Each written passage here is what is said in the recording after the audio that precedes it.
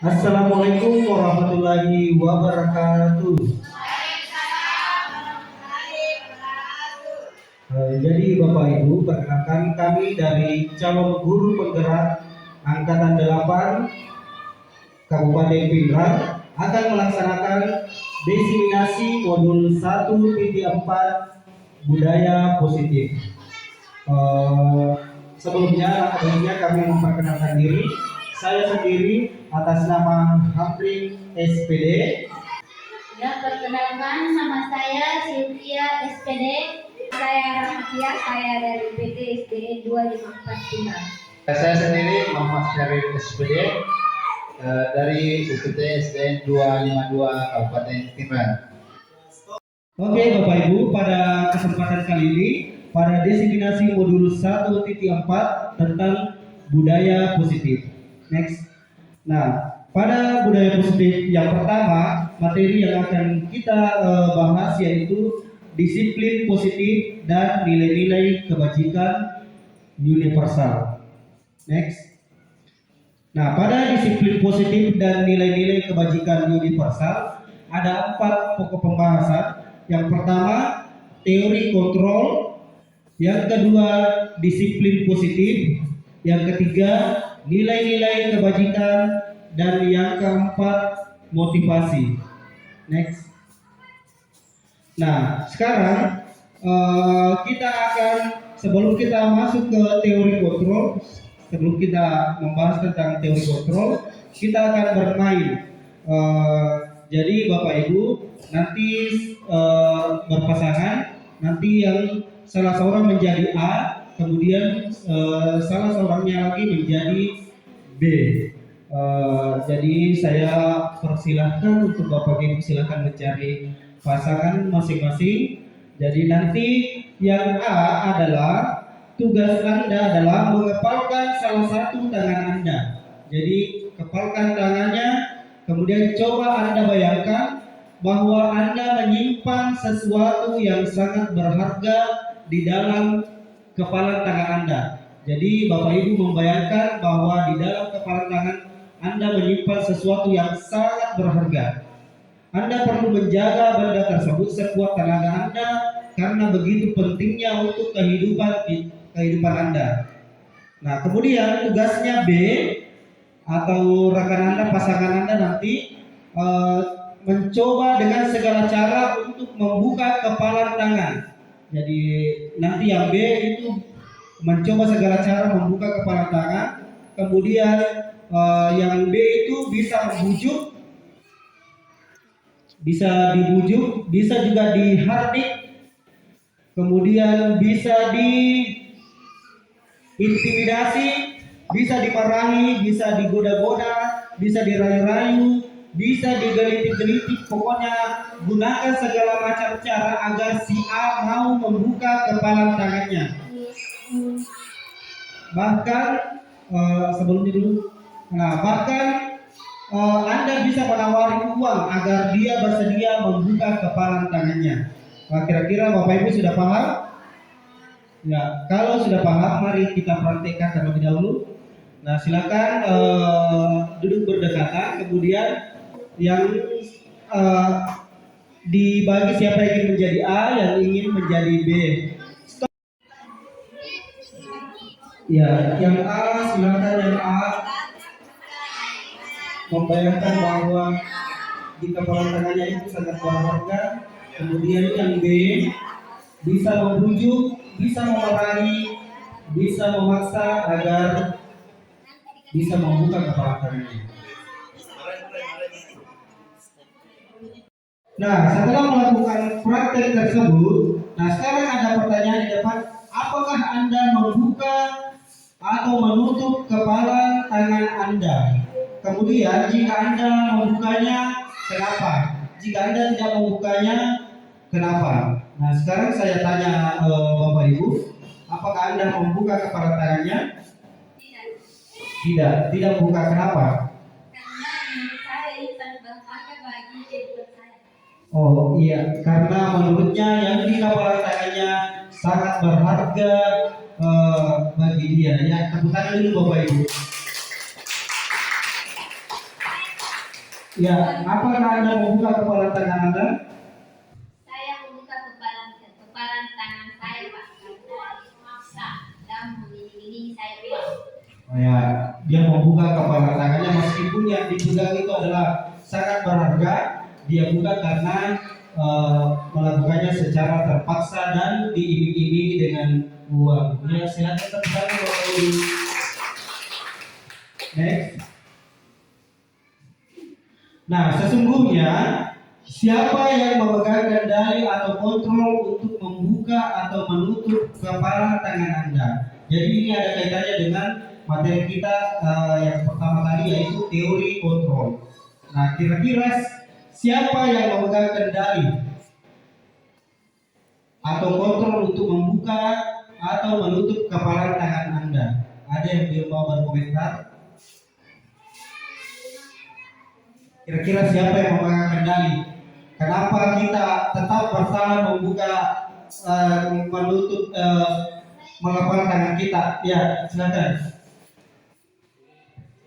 Jadi kalau dilihat dari jawaban-jawaban teman-teman tadi, yang sebenarnya yang memegang kontrol itu diri sendiri, bukan orang lain. Orang lain cuma bisa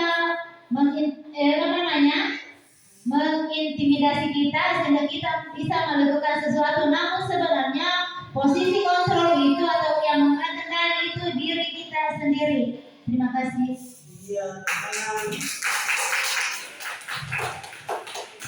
Jadi yang sebenarnya yang memegang kontrol atas diri kita bukan orang lain, tetapi diri kita sendiri. Meskipun kita dipaksa, dimarahi, diejek, atau diiming-imingi uang, yang memegang kontrol atas diri kita adalah diri kita sendiri.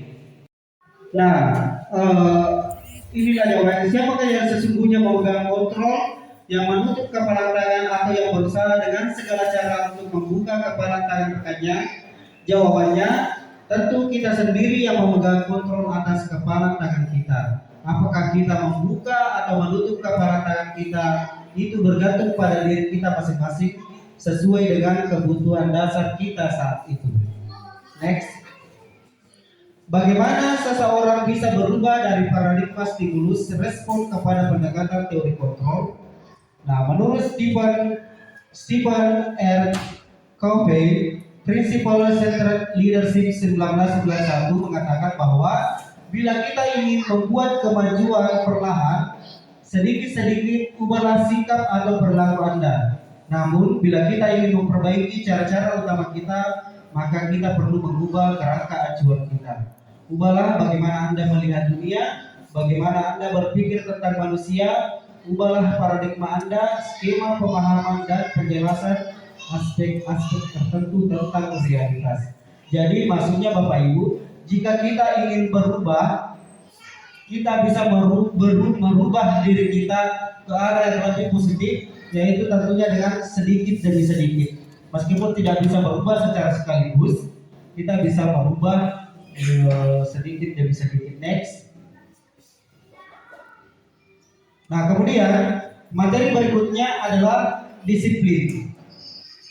Nah, makna disiplin. Kebanyakan dari kita sebagai guru sangat tertarik dengan topik pembahasan tentang disiplin. Mereka berpendapat bahwa kalau saja anak-anak bisa disiplin, pasti mereka akan bisa belajar. Para guru juga berpendapat bahwa mendisiplinkan anak-anak adalah bagian yang paling menantang dari pekerjaan mereka. Selanjutnya kita masuk ke nilai-nilai kebajikan universal. Nilai kebajikan universal erat kaitannya dengan nilai-nilai kemanusiaan yang berkaitan dengan harkat dan martabat kita sebagai manusia. Next.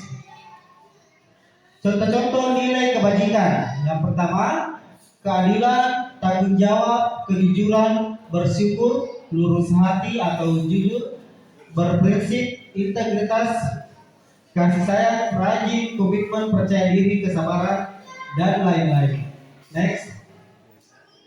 Nah, berikutnya kita masuk ke materi motivasi. Bila di sekolah Anda tidak ada aturan yang memberikan surat teguran bagi karyawan yang sering datang terlambat, Jadi kita berandai-andai. Misalnya ada rekan Anda yang sering datang terlambat. Eh, tidak, maksudnya di sekolah Anda tidak ada istilah ditegur. Kemudian tidak ada atasan yang memberikan Anda penghargaan. Nah, kemudian tidak ada juga penghargaan atau pujian dari atasan atau dari kepala sekolah.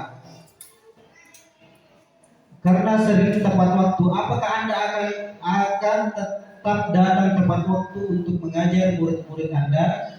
Jelaskan alasan Anda. Jadi silakan masing-masing membayangkan, misalnya kalian selalu rajin datang ke sekolah tepat waktu. Akan tetapi ada juga teman Anda yang selalu datang terlambat, tetapi tidak ada teguran dari atasan. Kemudian Anda yang rajin, yang selalu rajin datang ke sekolah, tidak mendapat pujian juga dari kepala sekolah. Apakah itu berpengaruh nantinya bagi Anda? Apakah Anda akan tetap datang tepat waktu atau bagaimana? Nah, menurut Anda dari ketiga jenis motivasi yang disebutkan pada pertanyaan sebelumnya, motivasi manakah yang saat ini paling banyak mendasari perilaku murid-murid Anda di sekolah? Jelaskan. Next.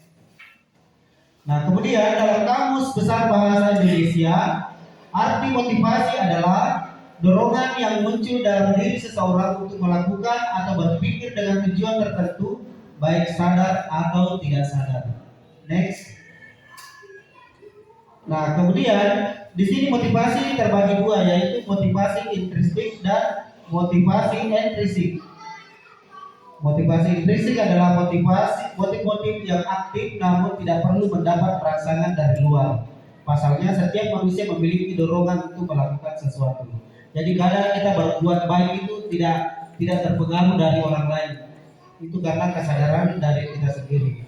Kemudian motivasi intrinsik adalah motif-motif yang ada karena pengaruh rangsangan dari luar. Misalnya seseorang akan belajar karena tahu besok akan ujian dan berharap mendapat nilai bagus. Jadi ini salah satu contohnya motivasi intrinsik.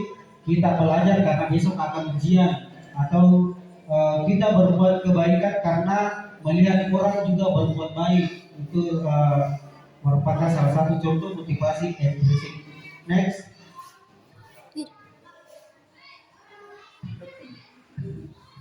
Nah, demikianlah materi tentang disiplin positif dan nilai-nilai kebajikan universal.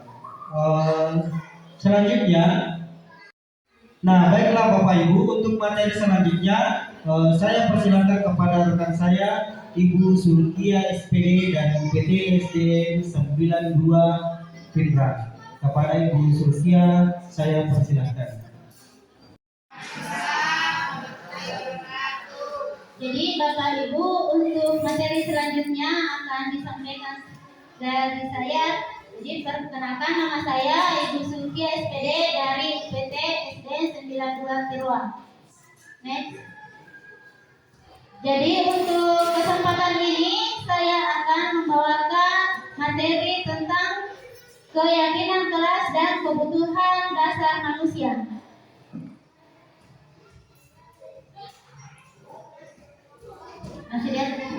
Ya, jadi untuk materi pertama yaitu keyakinan kelas. Di situ ada pertanyaan, mengapa keyakinan kelas? Mengapa tidak peraturan kelas saja?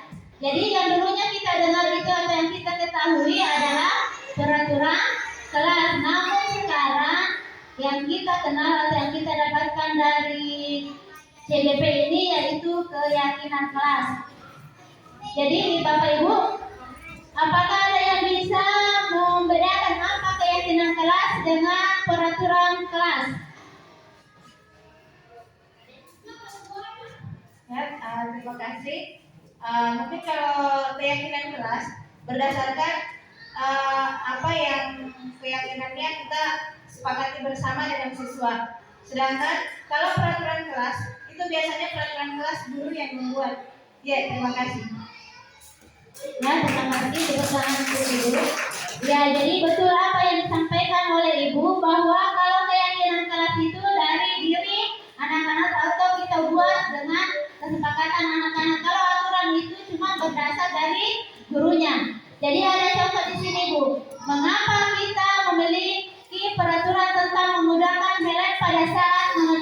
kendaraan roda 2 atau motor. Kenapa? Kita ya. Iya, jadi untuk keselamatan. Jadi artinya itu kalau kita menganggap kita menggunakan helm waktu berkendaraan, kita menyadari bahwa itu kita menggunakan helm karena keselamatan, itu adalah keyakinan. Sebaliknya, umpamanya kita menggunakan helm karena takut untuk ditilang, itu artinya dia masuk di peraturan, bukan keyakinan. Cuma karena kita menyadari itu adalah keselamatan, artinya dia masuk di keyakinan. Kemudian yang kedua, mengapa kita memiliki peraturan tentang penggunaan masker dan mencuci tangan setiap saat? Ada yang bisa menjawab?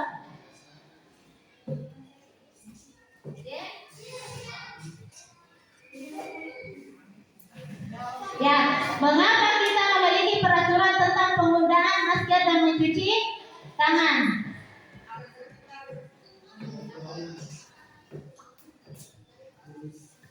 Mengapa kita memiliki peraturan tentang penggunaan masker dan mencuci tangan setiap saat? Menggunakan masker itu agar supaya kalau misalnya kita sakit, kita tidak menularkan pada orang lain. Begitupun ketika teman kita sakit, maka kita tidak ditulari oleh virus. Kemudian mencuci tangan setiap saat.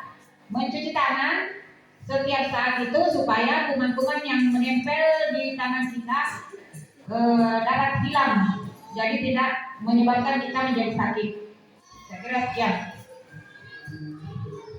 Ya, terima kasih. Tepuk tangan dulu. Jadi tadi intinya jawabannya adalah supaya tidak mengeluarkan penyakit atau virus. Kalau itu masih termasuk dia peraturan dulu. Untuk keyakinannya itu, kalau ada yang menjawab untuk kesehatan, itu adalah keyakinan bahwa kita menggunakan masker untuk menjaga kesehatan. Jadi kalau kita masih menganggap bahwa supaya tidak menularkan virus, itu termasuk masih dalam peraturan. Ada yang next? Jadi keyakinan kelas adalah, jadi dapat kita simpulkan, keyakinan kelas adalah nilai-nilai kebajikan atau prinsip universal yang disepakati bersama secara universal, lepas dari perbedaan agama, suku, negara, dan bahasa. Menurut Gosen, tahun 1998, suatu keyakinan akan lebih memotivasi seseorang dari dalam atau intrik. Seseorang akan lebih bersemangat untuk menjalankan keyakinannya daripada hanya sekedar mengikuti peraturan. Jadi kalau kita yakin itu pasti kita akan laksanakan. Cuma kalau peraturan itu masih kadang-kadang kita bisa langgar. Contohnya tadi menggunakan helm pada waktu berkendaraan, masih kadang kita langgar, tidak ada di polisi yang lihat. Jadi kita tidak menggunakan helm. Namun kalau kita sudah yakin bahwa ini untuk keselamatan, ada polisi ataupun tidak ada polisi, kita akan tetap menggunakan helm. Ya, next.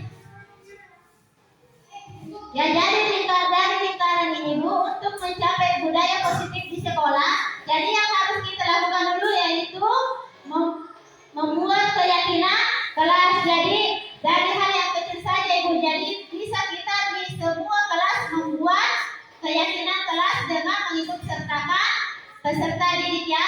Jadi keyakinan kelas itu bisa berbeda-beda. Kemudian setelah keyakinan kelas nanti akan bisa kita membuat keyakinan sekolah di lingkungan sekolah, itu bisa semuanya ya, umum untuk seluruh warga kelas. Kemudian setelah itu akan terlaksana, maka akan terjadi budaya positif di sekolah kita. Lanjut.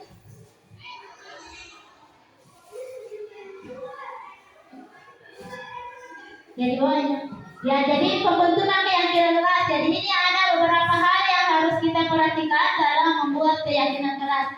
Yaitu keyakinan kelas bersifat lebih abstrak daripada peraturan yang lebih rinci dan lebih konkret. Kedua, keyakinan kelas merupakan pernyataan universal. Kemudian, pernyataan keyakinan kelas dibuat dalam bentuk positif. Jadi kata-kata dari keyakinan kelas itu dia positif. Contohnya, dilarang membuang sampah. Maksudnya itu masih agak negatif. Jadi untuk lebih dia ke arah positif, maka kita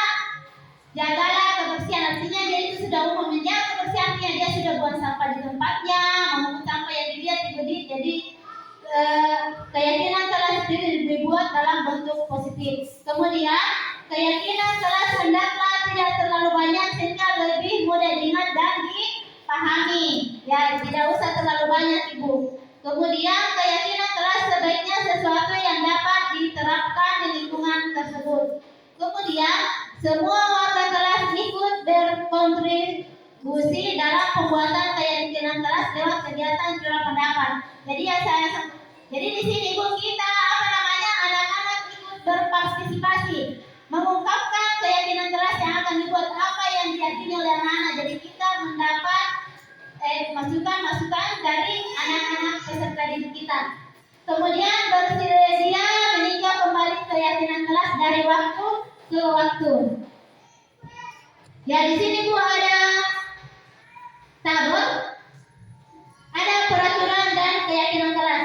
Yang pertama, kalau kita selalu kembalikan buku ke tempatnya. Kalau kita masukkan di keyakinan kelas, kita menggunakan kata-kata apa?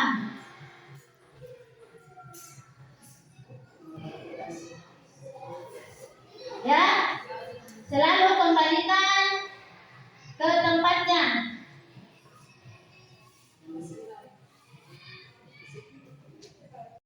Tadi itu antara peraturan dan keyakinan dari selalu kembalikan buku di tempatnya. Jadi yaitu adalah tanggung jawab.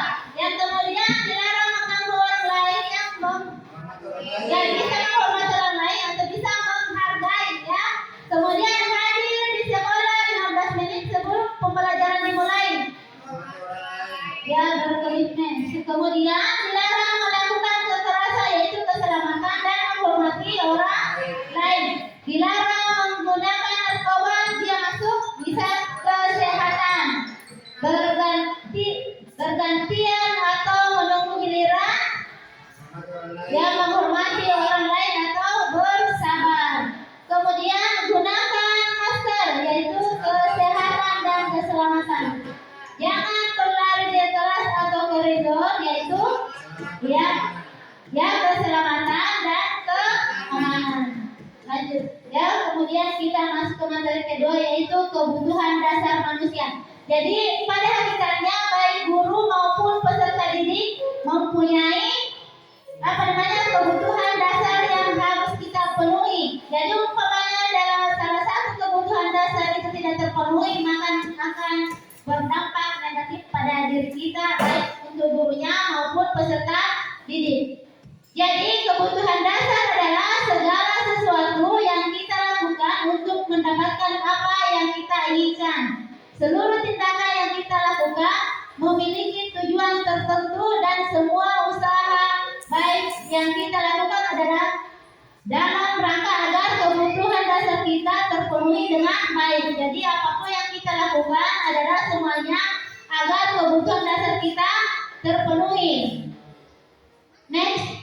Jadi ada 5 kebutuhan dasar yang harus kita penuhi baik untuk diri kita sendiri seorang guru maupun untuk peserta didik. Jadi yang pertama itu bertahan hidup. Jadi kebutuhan dasar yang pertama adalah bertahan hidup. Jadi di mana di sini yang kebutuhan dasar bertahan hidup yang harus dipenuhi adalah berkenaan dengan makanan, pakaian, tempat tinggal, keamanan dan kesehatan. Jadi contohnya Ibu, umpamanya di saat kita melakukan pembelajaran, kita melihat ada seorang siswa kita mungkin malas-malasan mengikuti pembelajaran, suka mengganggu atau bagaimana, itu mungkin adalah salah satu akibat karena kebutuhan dasarnya tidak terpenuhi. Jadi umpamanya kita mendapatkan seorang siswa kita yang mengikuti pelajaran secara bermalas-malasan, bisa kita tanya apa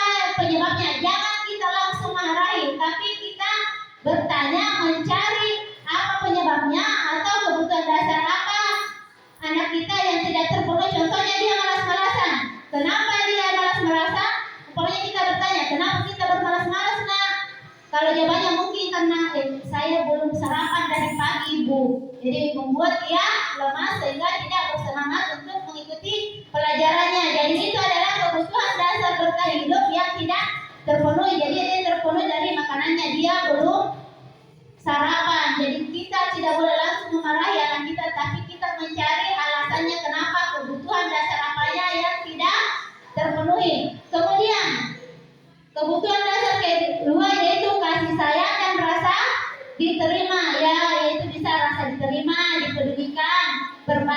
bekerja sama menjadi bagian dalam kelompok. Ini juga biasa terjadi Bu, kebutuhan dasar kasih sayangnya atau rasa tidak diterima biasa anak-anak rasakan. Contohnya kita melakukan pembelajaran berkelompok. Terkadang ada anak di situ cuma diam, tidak aktif. Teman-teman lah yang bekerja, dia cuma diam. Kenapa? Mungkin dalam kelompok itu dia merasa tidak diterima karena teman kelompoknya itu bukan teman, maksudnya teman, tapi dia tidak akrab, bukan sahabatnya. Jadi kita juga harus mengetahui itu kenapa dia, mungkin karena dia merasa tidak diterima karena teman kelompoknya bukan teman-teman akrabnya, berteman tadi istilahnya sekarang bukan bestinya. Ya, kemudian penguasaan yaitu harga diri, memimpin, berprestasi, diakui dan didengar. Jadi kalau penguasaan ini Bu, biasanya itu mau dilihat tampil, memimpin. Contoh juga tadi yaitu dalam kelompok dia yang memimpin. Jadi dia itu mau menguasai. Jadi itu adalah kebutuhan dasar penguasaan. Kalau kebebasan ya jadi kebutuhan dasar keempat yaitu kebebasan, yaitu mandiri, memiliki pilihan, mencoba baru dan eksplornya.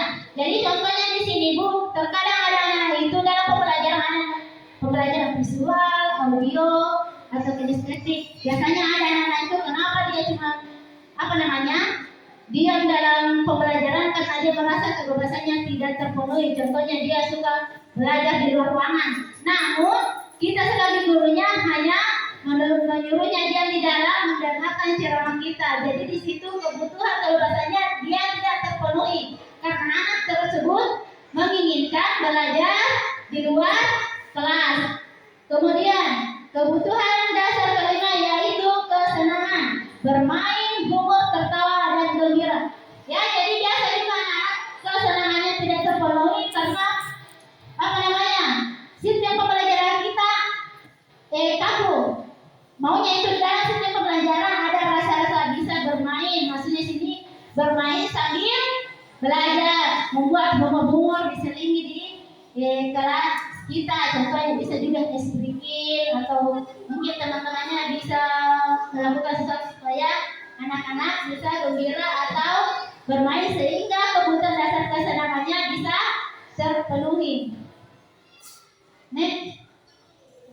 Ya, jadi Bapak Ibu sekalian, jadi itulah mungkin materi yang saya dapat sampaikan ini hari, dan lebih dan kurangnya mohon dimaafkan karena kami juga, utamanya pribadi saya juga masih belajar. Jadi di sini bukan berarti saya berdiri di depan saya kita dari Ibu, bukan berarti cuma saya di sini kita sharing apa yang kita ketahui. Jadi untuk selanjutnya, untuk materi selanjutnya kami persilakan kepada Bapak Muhammad Sahril SPD dari UPT SDN 252 Pinrang. Assalamualaikum warahmatullahi wabarakatuh. Bapak Ibu yang saya hormati, jadi kali ini saya akan mengungkapkan di aksi nyata tentang materi teori motivasi hukum dan tenaga restitusi. Jadi saya perkenalkan, nama saya Muhammad Syahril SPD dari UPT SD 252 Kabupaten Pinrang, CGP Angkatan 8 Kabupaten Pinrang. Baiklah, kita lanjut. Jadi teori motivasi hukuman dan penghargaan atau restitusi ada tiga motivasi perilaku manusia. Pertama, untuk menghindari ketidaknyamanan atau hukuman. Kemudian yang kedua, untuk mendapatkan imbalan atau penghargaan dari orang lain. Kemudian yang ketiga, untuk menjadi orang yang mereka inginkan dan menghargai diri sendiri dan nilai yang mereka percaya. Next, hukuman atau konsekuensi dan restitusi dalam menjalankan peraturan ataupun keyakinan kelas. Bila mana ada suatu pelanggaran, tentunya suatu harus terjadi. Untuk itu kita perlu meninjau ulang tindakan. Next. Kita hukuman ya, kita mengambil hukuman. Hukuman bersifat tidak terencana atau tiba-tiba. Anak atau murid tidak tahu apa yang akan terjadi dan tidak dilibatkan hukuman bersifat satu arah. Dari anak atau guru yang memberikan dan murid hanya memberikan suatu hukuman tanpa melalui suatu kesepakatan atau pengarahan dari pihak guru, baik sebelum atau sesudahnya. Hukuman yang diberi bisa berupa fisik maupun psikis. Next. Kemudian konsekuensi. Konsekuensi ini sudah diterencana atau sudah disepakati, sudah dibahas dan disetujui oleh murid dan guru.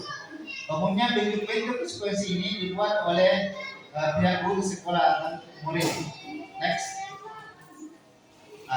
Hukuman atau konsekuensi di sini ada terbagi perbedaan antara hukuman dan konsekuensi. Jadi hukuman sesuatu yang menyakitkan harus terjadi, itu termasuk hukuman. Kemudian konsekuensinya sesuatu harus terjadi, ada perbedaannya. Kemudian hukuman kita lihat membuat anak sakit, baik itu fisiknya atau psikisnya dalam waktu yang lama. Sedangkan konsekuensinya membuat anak merasa tidak nyaman dan jangka waktu pendek. Jadi perbedaannya antara hukuman dan konsekuensi. Kemudian sedikit lagi, anak membenci kedisiplinan. Kemudian kalau konsekuensi, anak menghargai disiplin. Next. Dihukum oleh penghargaan. Saat kita berulang kali memberikan hadiah kepada anak-anak agar perilaku bertanggung jawab, atau kepada seorang murid agar mempelajari sesuatu yang baru, atau kepada seorang karyawan agar melakukan pekerjaan yang berkualitas, kita sedang berasumsi mereka tidak dapat melakukannya atau mereka tidak akan memilih untuk melakukannya. Dihukum oleh penghargaan. Inilah salah satu contoh jika kita dihukum hanya dengan penghargaan, bisa mendapat kepada pengaruh jangka pendek dan jangka panjang. Kemudian kedua, penghargaan tidak efektif. Kemudian ketiga, penghargaan merusak hubungan. Ya, bisa merubah kalau kita berikan hadiah dengan cara hukuman. Kontrol selanjutnya, penghargaan menurunkan. Selanjutnya, penghargaan menurunkan kualitas. Jadi dapat membangun kualitasnya anak-anak. Penghargaan mematikan realitas. Kemudian penghargaan dapat menghukum. Next. Di sini Bapak akan memberikan contoh apakah ini termasuk hukuman atau substitusi.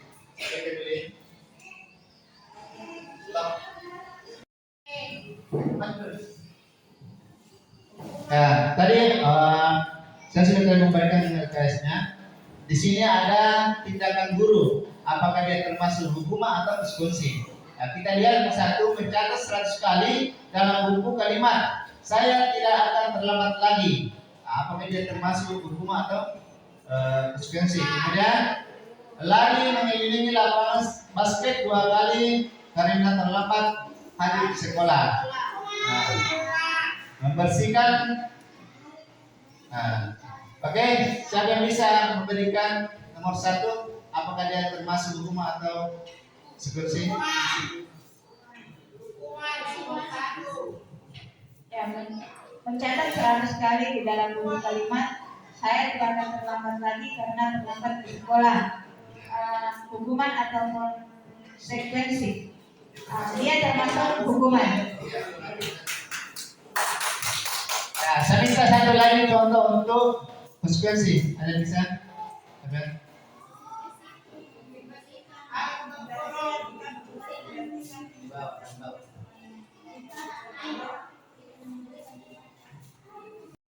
Satu memberikan contoh konsekuensi apa? Konsekuensi.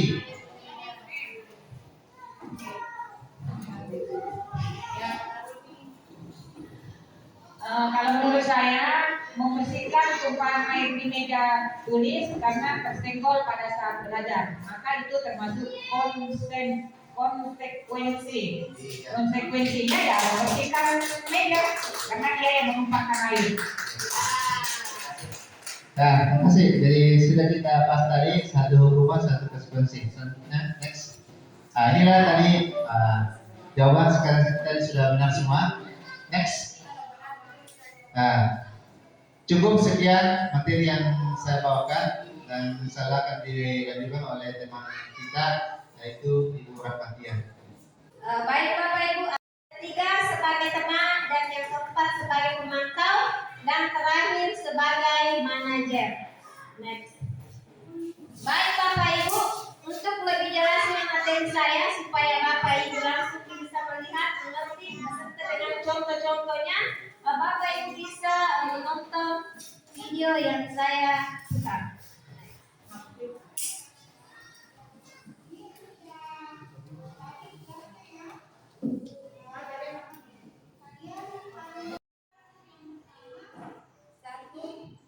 Ibu silakan ditonton video yang saya presentasikan.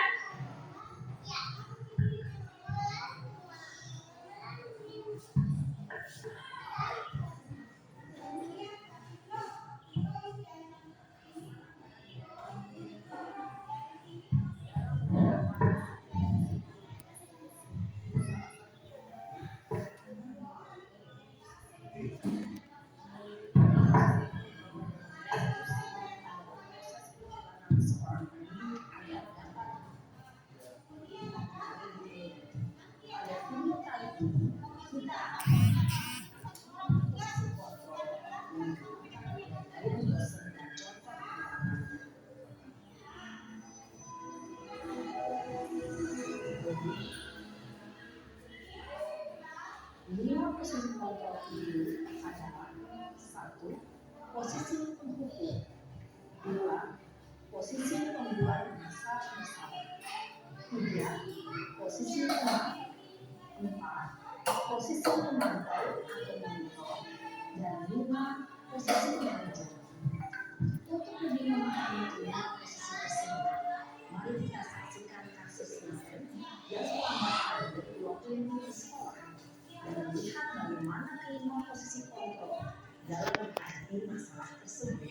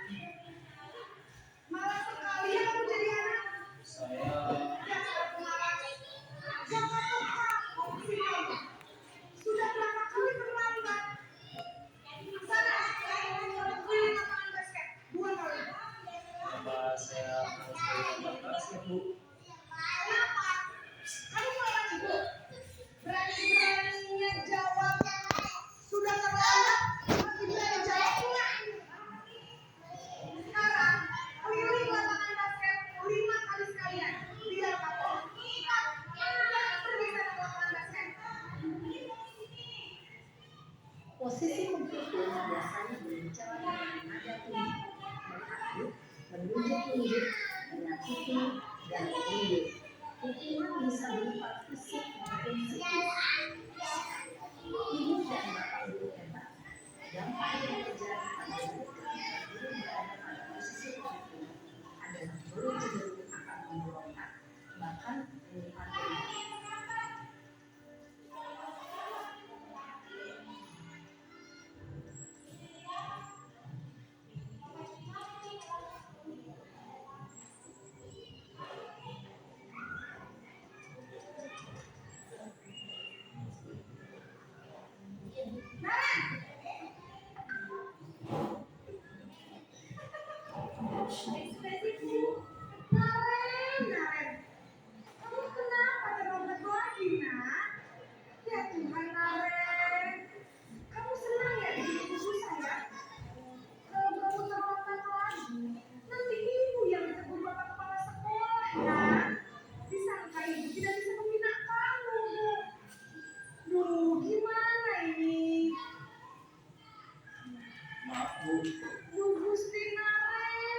absen. Kamu suka ya kalau ibu tegur bapak kepala sekolah? Terus, sekarang ibu harus tulis apa nih di buku absen? Ini kamu sudah sering terlambat loh. Ibu harus apa coba? Maaf Bu, maaf sekali. Ya sudah, lain kali jangan tipu susah lagi ya Kak ya. Ibu tidak akan kuat lagi kalau kamu begini terus. Bisa jatuhkan kalau ibu tegur bapak kepala sekolah. Karena cepat kelas. Maaf ya Bu, maaf sekali. Posisi pembuat tekstil sama, berbicara dengan nada tenang, cenderung lembut. Namun kata-kata yang menggunakan membuat murid merasa menjadi orang yang gagal. Memandang buruk dirinya sendiri, merasa tidak berharga, dan tidak sanggup membahagiakan orang lain. Ketika guru mengambil posisi membuat rasa bersalah, murid akan menganggap dirinya yang bersalah, dan ia akan menyimpan emosi negatif tersebut di dalam dirinya.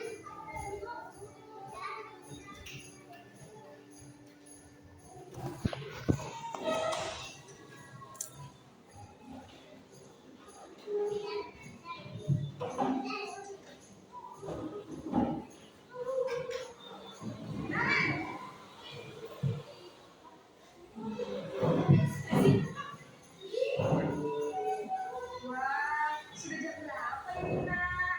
Lambat lagi ya saya. Iya Bu, habis guru saya mengingatkan saya Bu. Kamu malah menyalahkan ibu kamu.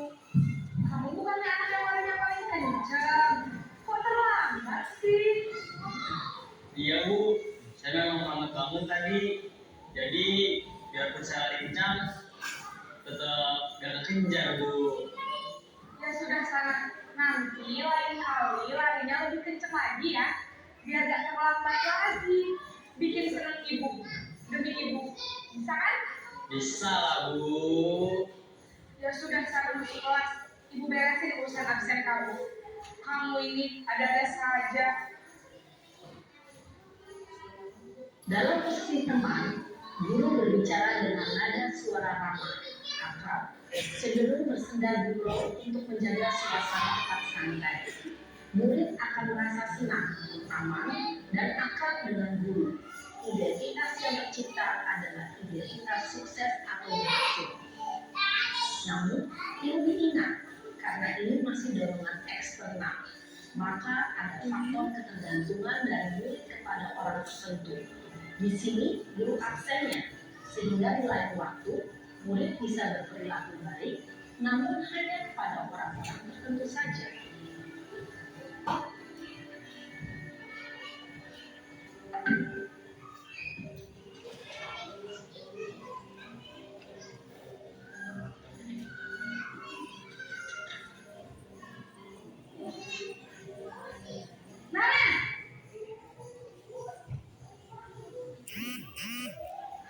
Selamat pagi Bu.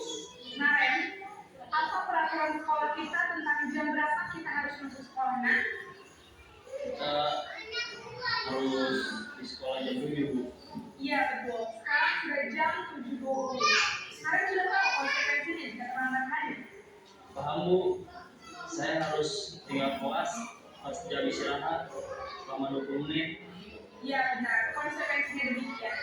Jadi nanti jam 9.30 pas istirahat, kamu harus tinggal di kelas, kerjakan tugas tambahan tidak ada ya.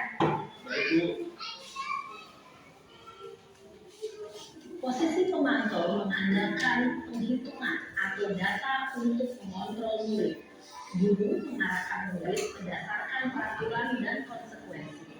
Seorang pemantau menunjukkan bahasa tubuh dan ekspresi wajah yang datar dan cenderung formal.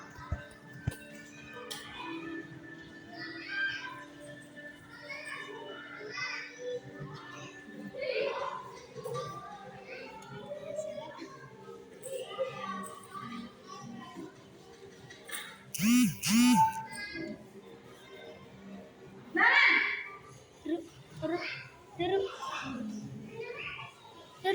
Selamat pagi Bu. selamat pagi Naren. Maaf Bu, Iya, sekolah masuknya jam 7, sekarang sudah jam 7.20. Jadi sekarang bagaimana ini, Karen?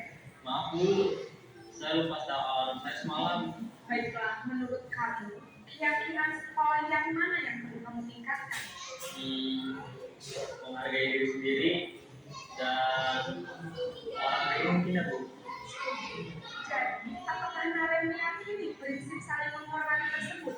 Iya Bu, saya meyakininya. Apakah Naren bersedia memperbaiki masalah keterlambatan ini? Bersedia Bu.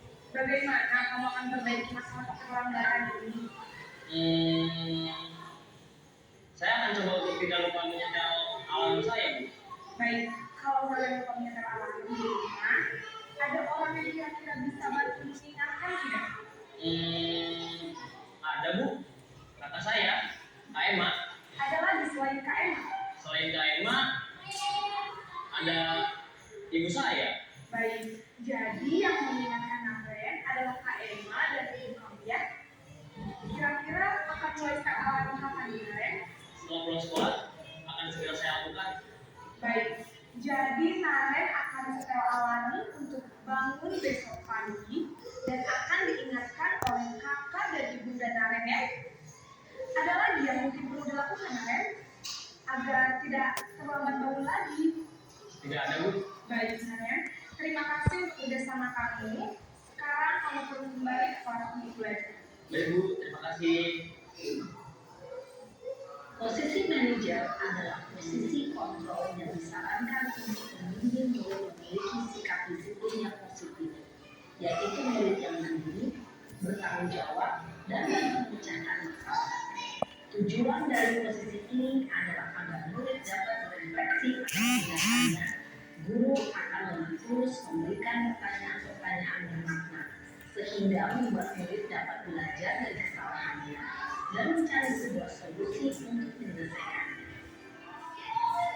Ibu dan Bapak guru hebat, setelah mengamati adegan kelima posisi kontrol tadi, kira-kira posisi mana yang paling ideal?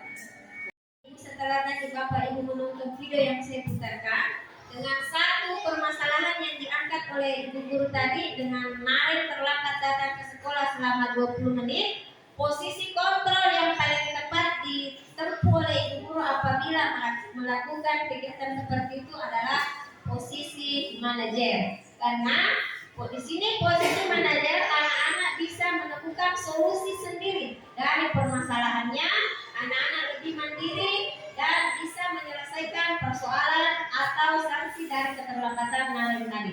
Baik Bapak Ibu, kita lanjut ke materi segitiga restitusi. Jadi dari permasalahan tadi berkesinambungan 5 posisi kontrol dengan segitiga restitusi. Jadi segitiga restitusi adalah suatu proses dialog yang dijalankan oleh guru agar dapat menghasilkan murid yang mandiri dan bertanggung jawab. Di segitiga restitusi ini ada tahap 3 ya Bu. Yang pertama, validasi tindakan yang salah. Kemudian yang kedua, menanyakan keyakinan. Dan yang ketiga, menstabilkan identitas. Menstabilkan identitas berdasarkan prinsip membuat kesalahan adalah bagian dari proses pembelajaran. Contoh perkataan yang menstabilkan identitas adalah berbuat salah itu wajar, atau tidak ada manusia yang sempurna, atau ibu bapak juga pernah melakukan itu. Ibu bapak tidak mau mencari siapa yang salah, tapi ibu bapak ingin mencari solusi dari permasalahan ini. Kemudian kamu berhak merasa begitu. Jadi itu contoh perkataan oleh kepada siswa yang untuk menstabilkan identitas di segitiga restitusi. Next. Kemudian validasi tindakan yang salah.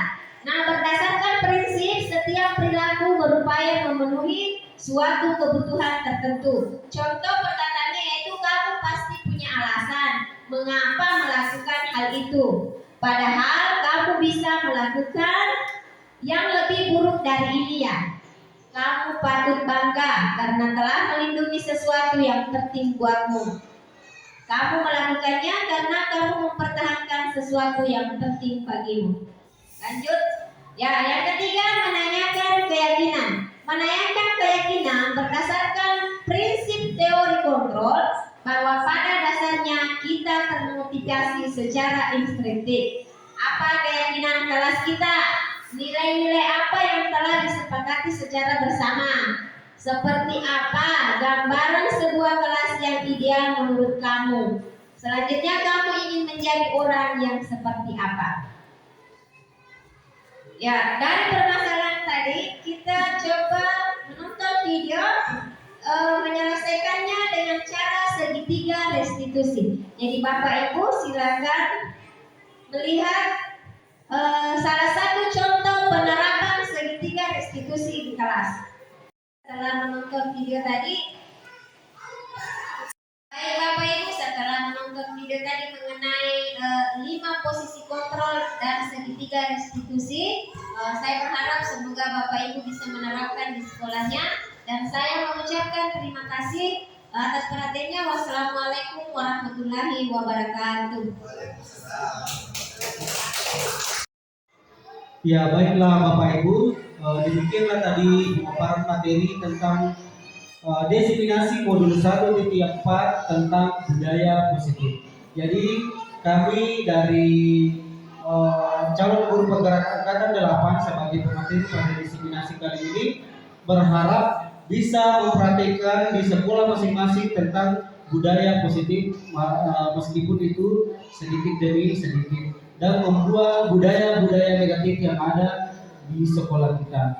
Lebih dan kurangnya mohon dimaafkan.